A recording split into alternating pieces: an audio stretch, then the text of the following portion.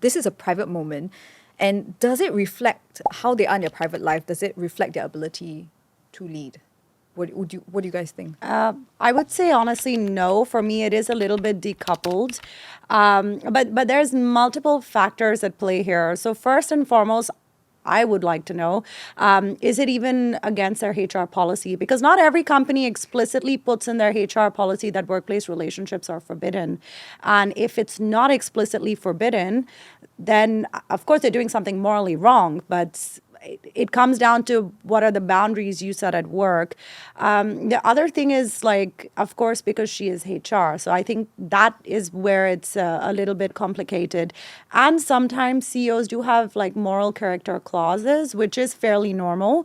Of course, in a fair flat's that. But I feel like these days, these things come out more. Do I feel like people are more adulterous now? Suddenly, probably not. I think it's always been happening. It's just we didn't know about it. I think I'm very traditionalist and maybe very Singaporean in this sense. But I feel how you act, again, in your family system or in the most intimate circles is a reflection on how you would also act in larger structures, right? Internally, it's the same moral compass.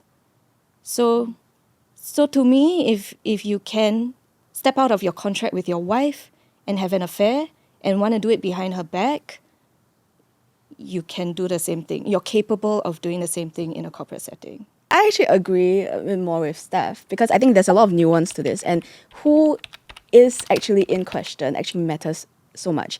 And I think in this case, being a CEO and being in an adulterous affair and, breaking the contract that you had with who is supposedly the most important person in your life. That says something about him, I think, that's number one. But at the same time, being in an affair and involving another department head, this questioned the entire system of, meritocracy. How are people being judged? How are people being appraised in the company?